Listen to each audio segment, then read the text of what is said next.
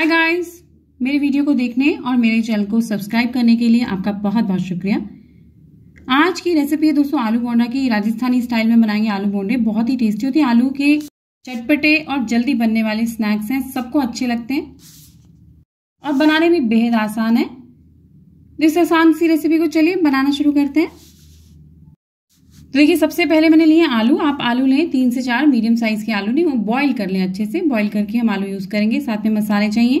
तो राजस्थानी हम कह रहे हैं तो राजस्थान में लहसुन तो पड़ता ही हर चीज में, तो मैं गार्लिक ऐड कर रही हूँ।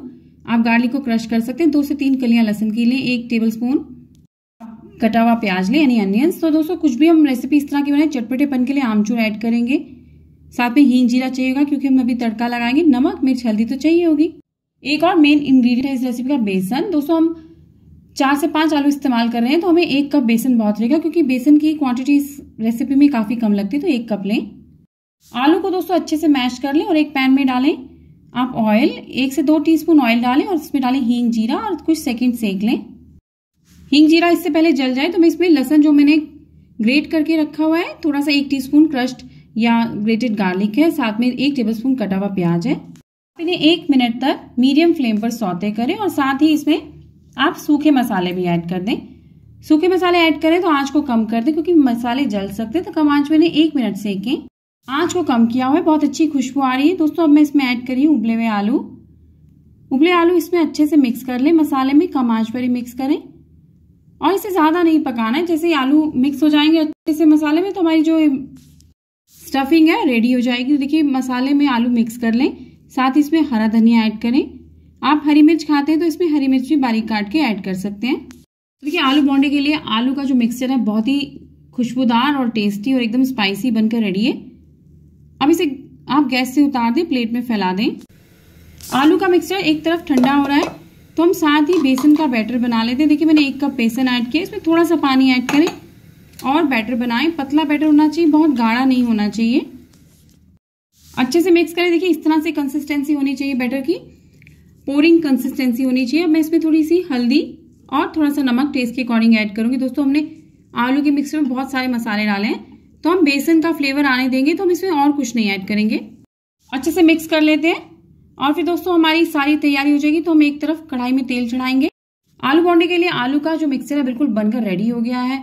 साथ में हमारा बेसन भी देखिए इस तरह से बिल्कुल हमने अच्छे से इसे बीट करके रख लिया है। आप देख रहे हैं कितना अच्छा लाइट फ्लफी एंड एकदम थोड़ा पोरिंग कंसिस्टेंसी का, जो कि गाढ़ा नहीं है, थोड़ा सा नरम बैटर बनाया है। तो इस रेसिपी में एक अलग सी चीज हम ऐड करते हैं जिससे का टेस्ट बढ़ जाता है, वो अनार, ताजे अनार के दाने। इससे कलर भी आता है और एक जूसी इफेक्ट आता है। अनार वैसे भी मसालों के तौर पर इस्तेमाल होता है, तो अगर आप इसे इस तरीके से ऐड करेंगे बोंडे में तो इससे टेस्ट और बढ़ जाएगा। मैं इसमें थोड़ी सी किशमिश भी ऐड करूंगी। दोस्तों किशमिश और अनार के दानों से आलू बोंडे को एक जूसी और एक चटपटा और मीठा इफेक्ट मिलेगा। अगर आप स्किप करना चाहें कर लें, लेकिन एक बार ट्राई जरूर करें। आलू के मिक्सचर की इस तरीके से आप बॉल्स बना लें। आप पहले से इस तरह से छोटी छोटी राउंड बॉल, जितना भी बड़ा आपको ये बड़ा आलू का बड़ा है, आलू का बोंडा चाहिए, उतनी आप बना लें। और इतने अनार के दाने होने चाहिए कि एक बोंडे में 2 से 3 अनार के दाने, 1 से 2 किशमिश आए। तो देखिए आलू के मैंने सभी बॉल्स बनाकर रख ली है। हमारा बैटर रेडी है। एक तरफ तेल भी गर्म हो चुका है।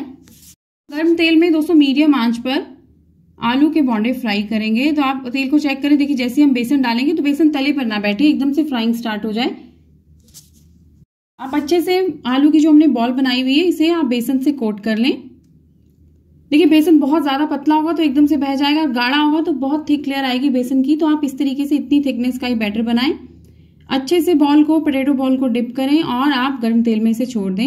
एकदम से आप इसे पलटे नहीं, चलाएं नहीं, आप इसे 1 मिनट तक यूं ही सिकने दें। आप एक साथ 5 से 6 आलू बोंडे फ्राई कर सकते हैं। देखिए इस तरीके से बहुत अच्छे से फ्राई हो रहे हैं। आप इसे ऊपर भी इस तरह से तेल डालें, इस तरह से फ्राई करें अच्छे से, दोनों तरफ से, सब तरफ से कुरकुरा करें। मीडियम फ्लेम पर फ्राई करें, जैसे कि आपको कुरकुरे चाहिए उतने पका लें। देखिए आलू बोंडा बहुत अच्छे से फ्राई हो गया है, एकदम कलर भी बहुत अच्छा है, जैसे मार्केट से लेकर खाते हैं। तो गर्मा गर्म आलू बोंडे को निकालें आप एग्जॉन पेपर पर और गर्मा गर्म ही सर्व करें।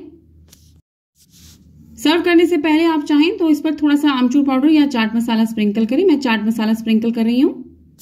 तो लीजिए दोस्तों, बनकर रेडी हो गया गर्मा गर्म राजस्थानी आलू बोंडे। खाने में बहुत अच्छे, बनाने में बहुत आसान, बच्चों से बड़ों के फेवरेट। आप घर में कुछ खास नाश्ता बनाना चाहते हैं, शाम को कोई खास स्नैक्स बनाना चाहते हैं तो बहुत ही अच्छी ऑप्शन है। इसे इमली की खट्टी मीठी चटनी के साथ सर्व करें।